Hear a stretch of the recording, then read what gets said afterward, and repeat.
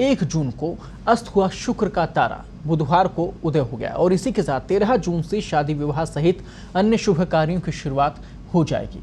जून में 6 सालों के बाद 1 जुलाई को देवशयनी एकादशी के साथ ही शादी विवाह पर ब्रेक लग जाएगा।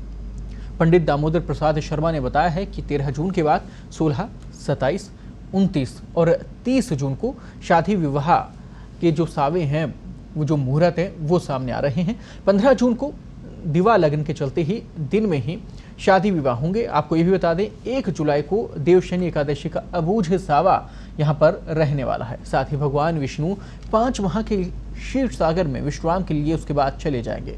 इस दौरान सगाई और गृह प्रवेश आदि कार्य हो सकेंगे। देवउठनी एकादशी पर 25 नवंबर से फिर से शादी समारोह की शुरुआत होगी। इसके बाद 27 और 30 नवंबर और 9 और 10 दिसंबर को ही शादी विवाह के मुहूर्त हैं। पंडित पुरुषोत्तम गौड़ ने बताया है कि 10 जून के बाद फिर से शुभ कार्य शुरू हो सकेंगे।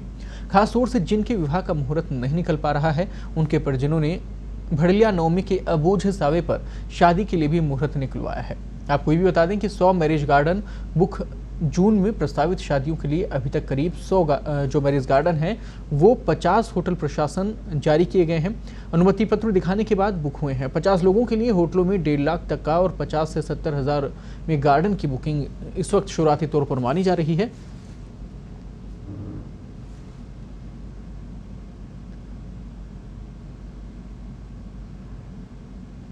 वहीं पूरी खबरों पर ज्यादा बातचीत के लिए इस वक्त पंडित मातृ प्रसाद इस वक्त हमारे साथ जुड़ गए हैं। मातृ प्रसाद जी, बहुत बहुत स्वागत है आपका पत्रिका टीवी पर। नमस्कार जी। नमस्कार सर।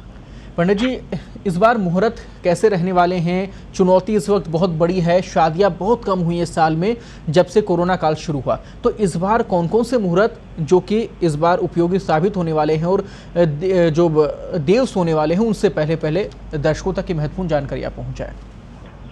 सर, दर्शकों का जानकारी इस प्रकार का है कि अभी जो अपना जून का महीना है इसमें 8 सावे अपने अभी रहेंगे।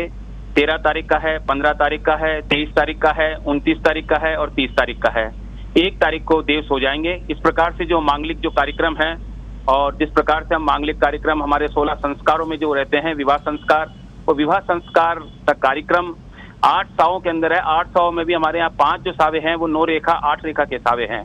उन साहों के अनुसार हम इनको संपादित करके और वर वधू को आशीर्वाद दे करके जिस प्रकार से सरकार की गाइडलाइंस है उस गाइडलाइन के अनुसार 50 व्यक्तियों का समावेश करके हम इस कार्यक्रम को संपादित कर सकते हैं। पंडित जी, कुछ लोगों के जो सावे हैं वो अभी नाम राशि के अनुसार नहीं निकल पा रहे हैं। ऐसे लोगों के लिए बहुत बड़ी चुनौती है कि इन्हीं कुछ दिनों में से चुनना है उन्हें 1 तारीख को, तो कैसे वो ऐसे में कर सकते हैं? क्या इसको लेकर भी कोई हल है? हाँ बिल्कुल साहब, इसी महीने उस चीज का भी हल है कि 29 तारीख का हमारे यहाँ भड़लिया नवमी का एक अबूझ सावा है। वो स्वयं सिद्ध मुहूर्त है और उस स्वयं सिद्ध मुहूर्त को हम अपने यहाँ किसी भी कार्य के अंदर, हम विवाह संस्कार का कार्यक्रम हो, दुकान का हो, मकान का हो, उस कार्यक्रम को हम यहाँ निर्विघ्नता पूर्वक उसको संपन्न कर सकते हैं। इस वक्त जो चुनौती चल रही है और ऐसे में सबसे बड़ी जो समस्या आ रही है वो आ रही है सोशल डिस्टेंसिंग की और संक्रमण के चक्र को रोकने की। पंडित जी, तो शादी ब्याह में कैसे जो तमाम जो प्रथाएं हैं जो चलती आई हैं उनको लेकर क्या निवारण इस वक्त नज़र आ रहा है? कैसे उन सबको फॉलो करना होगा? क्या उन सबको फॉलो करते हुए ये शादी सारी संपन्न हो पाएंगी? हाँ, हमारे जो 16 संस्कारों में जो हमारे संस्कार हैं जी, और जो हमारे संस्कारों के अनुसार भी प्रत्येक जाति के हमारे अलग अलग संस्कारों के अंदर अलग अलग रीति रिवाज हैं। उन रीति रिवाजों का सूक्ष्म रूप से हम निर्वाह करते हुए उन विवाह संस्कार को हम संपन्न कर सकते हैं। जैसे हमारे यहाँ वर वधू का वरमाला का संस्कार है, उसको हम सोशल डिस्टेंसिंग रख करके समय अनुसार कर सकते हैं। हमारे कंवर कलेवा कार्यक्रम होता है, गौर पूजा का कार्यक्रम होता है, विदाई का कार्यक्रम होता है, पलंगचार का कार्यक्रम होता है। इन सभी विवाह संस्कारों का जो मांगलिक कार्यक्रम है इनको हम सूक्ष्म रूप से सोशल डिस्टेंसिंग रखते हुए हम इसको संपादित कर सकते हैं। कुछ ऐसा संदेश जो दर्शकों तक आप पहुंचाना चाहें ताकि लापरवाही भी ना हो और ये जो तमाम जो विवाह आदि के जो कार्यक्रम हैं जो शुभ माने जाते हैं वो भी संपन्न हो पाए, किस प्रकार से लोग इन्हें फॉलो करें?